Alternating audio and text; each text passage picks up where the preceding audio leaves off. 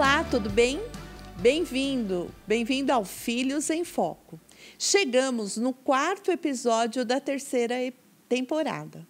Nós abordamos anteriormente sobre o TOD. Você sabe o que é? Transtorno opositor desafiador. Se você quer aprender, entender melhor, vai lá na nossa rede social, clica, você pode assistir pelo YouTube também. E ali nós temos no episódio anterior algumas definições, a diferenciação entre TOD e mau comportamento. Hoje nós vamos continuar a nossa conversa com o Dr. Pablo Canales. Dr. Pablo Canales, bem-vindo ao Filhos em Foco. Obrigado. Esse tema é bem interessante, então acho que vai ser bom para todo mundo. Muito interessante. Agora nós vamos para um segundo passo.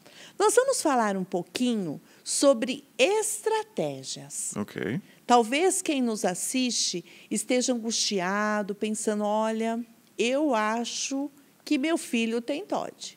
Ou algum educador esteja pensando na sua sala de aula e já identificando possíveis casos de TOD.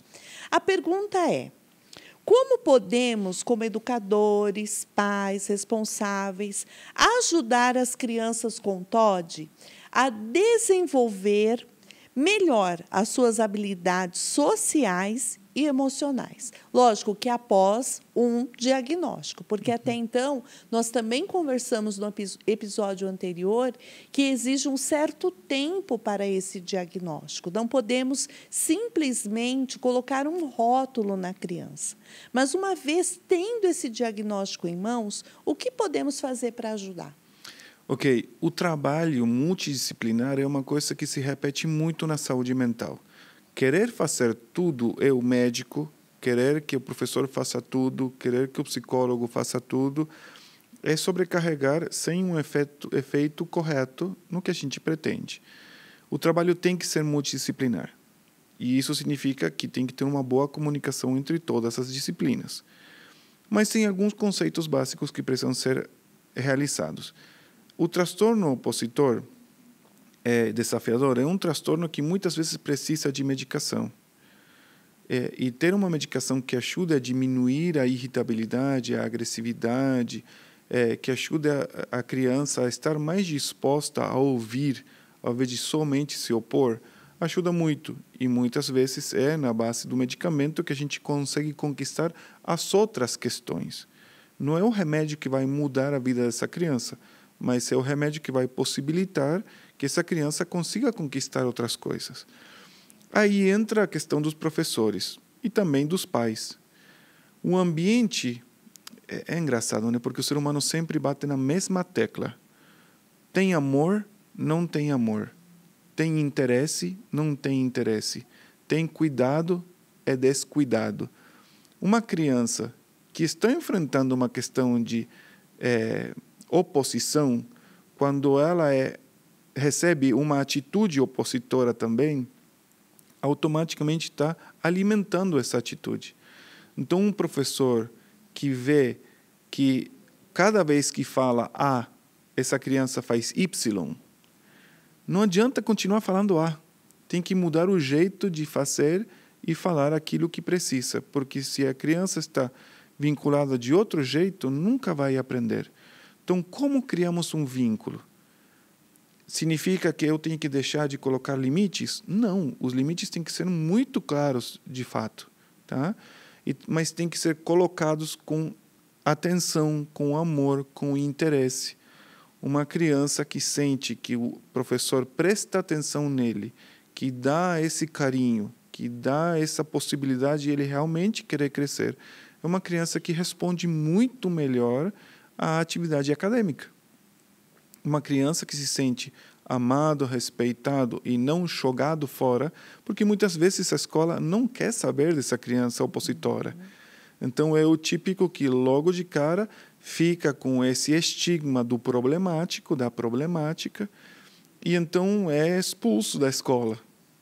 Tá? É essa família que fala, esse pai que fala, ninguém te aguenta, ninguém suporta você, você é o ruim da família. Então, esse estigma também afasta a família daquela criança, daquele adolescente, e faz que não tenha essa comunhão, esse vínculo, que volto a falar. O ideal é sempre trabalhar num vínculo amoroso, cuidadoso, com dignidade, com valorização daquela pessoa. É muito mais fácil, não é um milagre, mas é muito mais fácil trabalhar desse jeito e fazer que essa criança conquiste o que ela precisa de maneira acadêmica, social, familiar, etc. Muito interessante. Eu gostaria de destacar alguns pontos, né, que, com a sua fala, eu fiquei pensando. Não existe a ausência de regras. A regra ela é importante e ela faz parte da convivência escolar e também em casa. Mas a maneira como vamos trabalhar essas regras, a linguagem, o olho no olho, né, o interesse. Então, isto é muito importante, porque existem as sanções de reciprocidade. Existe uma reciprocidade por aquilo que eu faço. Isso mesmo. E a vida não vai me tirar a causa, né, a causalidade do ato que fiz.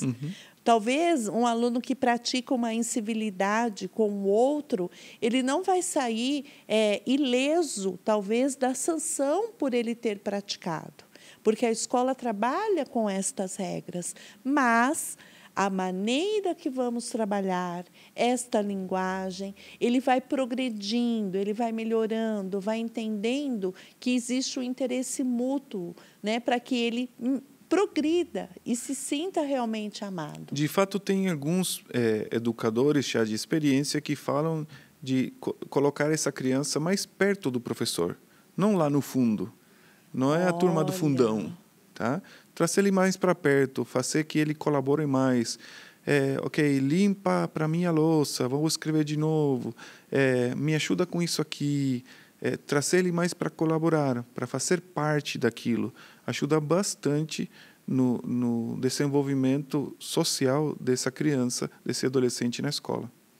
Excelente. Doutor, nós já falamos um pouquinho no episódio anterior sobre este assunto que eu vou perguntar, mas eu gostaria de mais uma vez reforçar para quem nos assiste. Talvez exista uma angústia, né, com este assunto, principalmente para pais, porque às vezes vem aquela advertência da criança, olha, não se comportou, ou respondeu com palavras inadequadas, enfim, sempre vem observações. Quando é hora de um pai responsável buscar a ajuda profissional? Existe, assim, um limite? Aí tem muito preconceito, né? A gente tem que lidar com o estigma e o preconceito. Eu tenho um filho que não está bem. O dia a dia, por isso chama transtorno, o dia a dia está alterado. E o momento de buscar ajuda é o antes possível. É necessário, fundamental, é impressionante a diferença entre uma pessoa que busca tratamento adequado e coerente antes e aquele que deixa, empurra com a barriga, como falam por aí, né? Deixa, e quando está tudo estourando, tudo explodindo, aí vai e busca tratamento. O tratamento sempre volto a falar, multidisciplinar. E o trabalho com a família é fundamental. A família tem que aprender a conviver diferente com esse filho. Tá? O filho tem que aprender a conviver de maneira diferente com essa família. A escola, o psiquiatra, o pediatra, o neuropsicólogo, todo mundo tem que estar em contato para poder trazer alívio a esse sofrimento. Então, essa comunicação tem que ser muito boa, muito fluida, muito tranquila. Todo mundo estar sabendo o que está acontecendo. O médico começou o medicamento, viu na escola, como foi a resposta na casa, será que precisa mexer, será que precisa trocar, aumentar a dosagem? A psicóloga, ela identifica como ele está gerenciando essa questão de imposições, de regras. Será que está evoluindo para um transtorno de conduta? Um transtorno de conduta já é uma coisa muito mais grave, onde a criança fica agressiva com tudo, quebra tudo. Não é somente opositor, é literalmente ir em contra de tudo que não quiser. Então, será que a gente precisa chegar nesse ponto de risco de levar uma criança com um transtorno opositor desafiador a um transtorno de conduta? Então, é muito importante a gente fazer isso o antes possível. Tive dúvida, espirrei, fui ver o que era. Tá? Então, quanto melhor a gente fizer isso, quanto mais autoconsciência e possibilidade de aceitar, não, meu filho é um ser humano, a minha filha é um ser humano. Eu falo muito meu filho porque é mais frequente em meninos que em meninas. Tá? É bem mais frequente em sexo masculino, né? Mas é super importante entender, ok, até onde eu estou conseguindo conquistar? Será que eu preciso alguém me ajudando a ver a mesma coisa de outro ponto de vista? Será que o meu jeito está errado, poderia mudar esse jeito? Será que a escola não está adequada e teria que trocar de escola? Esses treinamentos e essa capacitação são fundamentais para o tratamento e a boa evolução de uma pessoa que sofre, porque literalmente sofre com isso. Excelente. Então, uma dica é o quanto antes. E também o tratamento ele é multidisciplinar. Isso mesmo. Uma última pergunta que talvez nem seria uma pergunta.